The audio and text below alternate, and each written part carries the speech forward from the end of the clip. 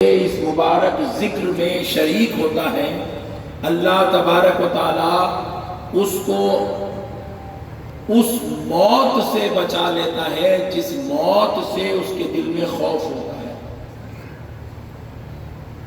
اہل بیت کے ذکر سے ذکر کرنے کی نصیب ہوتی ہے کہ اس کا خاتمہ ایمان پر ہوتا ہے۔ اہل بیت کا ذکر کرنے والے کو یہ توفیق نصیب ہوتی ہے کہ قبر میں منکر و نکیر کے سوالات پر وہ دے سکتا ہے۔ اہل بیت کے ذکر سے یہ توفیق نصیب ہوتی ہے کہ بروز محشر رسول اللہ کی شفاعت نصیب ہوتی ہے۔ اہل بیت کے ذکر کی توفیق جس کو ہو جاتی ہے، اللہ اس کو دوزخ کی آگ سے محفوظ کرتا ہے اور جنت میں اعلیٰ درجات نصیب فرماتا ہے۔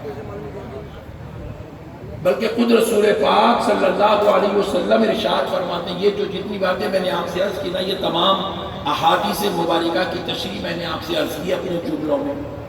ایک حدیث سناتا ہوں تاکہ آپ کو بات مکمل طور پہ سمجھ میں آ جائے۔ رسول کائنات رحمت عالم نور مجسم صلی اللہ علیہ وسلم ارشاد فرماتے ہیں، من مات فی حب آل محمد، جو آل محمد کی محبت میں مر جاتا ہے، جو آل محمد کی محبت میں مر جاتا ہے، جیسے ہی مرا فدخل الجنہ، اس کو جنت میں داخلہ عطا کر دیا جاتا ہے۔ محمد کی محبت میں جو زندہ رہے اس کے لیے بھی نجات ہے، اور جو وفات پا جائے اس کے لیے بھی نجات ہے۔ آل محمد کو اللہ نے یہ شان کا مالک بنایا، جسے بیگم نے اپنے دو مصروں میں یوں بیان کیا، بیگم یہی تو پانچ ہیں، مقصود کائنات خیر النساء حسین و حسن مصطفیٰ علی۔ بیگم فرماتے ہیں یہی تو پانچ ہے مقصود کائنات۔ ارے ساری کائنات ان کے لیے بنائی گئی ہے، ساری کائنات اللہ نے ان کے لیے بنایا ہے۔ اللہ رب العزت چاہتا ہے کہ عبادت خدا کی ہو اور ذکر نبی اور آل نبی کا ہو۔ بولیے نا عبادت، ہم اہل بیت اور نبی کی عبادت نعوذ باللہ نہیں کرتے، ہم خدا کی عبادت کرتے ہیں۔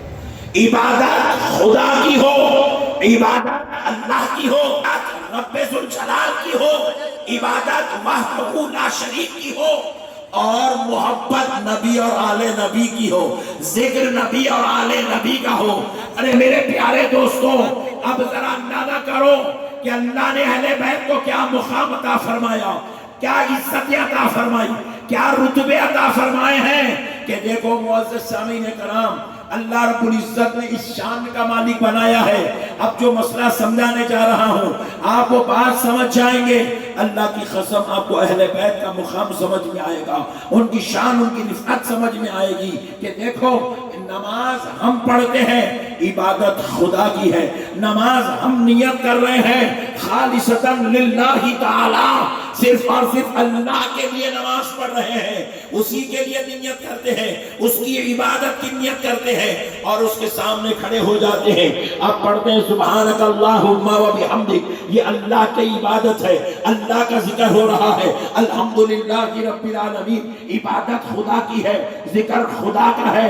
ارے پیارے دوستو، قل هو اللہ احد اللہ الصمد، عبادت خدا کا ہے۔ سبحان ربی العظیم، سبحان ربی العظیم، عبادت خدا کی ہے۔ رکوع ذکر بھی خدا کا ہے۔ سبحان ربی الاعلیٰ، سبحان ربی الاعلیٰ، عبادت خدا کی ہے، ذکر خدا کا ہے، سجدہ خدا کے لیے ہے، خوما خدا کے لیے ہے، قیام رکوع خدا کے لیے ہے، جلسہ خدا کے لیے ہے، قاعدہ خدا کے لیے ہے۔ لیکن آؤ اب ذرا نظام خدا دیکھو، قانون خدا دیکھو، اصول خدا دیکھو۔ اب تک عبادت خدا کی ہے اور آگے بھی عبادت خدا کی ہے، مگر ذکر بدل رہا ہے، ذکر بدل رہا ہے۔ چاروں رکعتوں میں عبادت خدا کی ہے، ذکر خدا کا ہے، قاعدے میں بٹھایا عبادت خدا کی ہے، مگر آپ اللہم صلی علی سیدنا محمد وعلی آلہ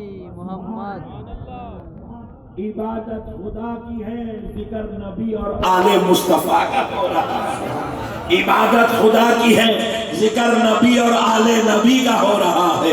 इबादत खुदा की है, जिक्र मुस्तफा का हो रहा है, जिक्र सैयदा फातिमा का हो रहा है। इबादत खुदा की है, जिक्र इमाम हसन का हो रहा है, जिक्र इमाम हुसैन का हो रहा है। इबादत खुदा की है, जिक्र ज़ैनुल आबिदीन का हो रहा है, जिक्र जाफर सादिक का हो रहा है, जिक्र इमाम बाक़िर का हो रहा है, जिक्र इमाम मूसा काज़िम का हो रहा है। बंदा करे नमाज के बाहर, मस्जिद के बाहर अहले बैत का जिक्र करे या ना करे, खुदा ने कानून बना दिया। बाहर तेरी मर्जी है, मस्जिद में आएगा तू जिक्र अहले बैत करेगा, ये तेरे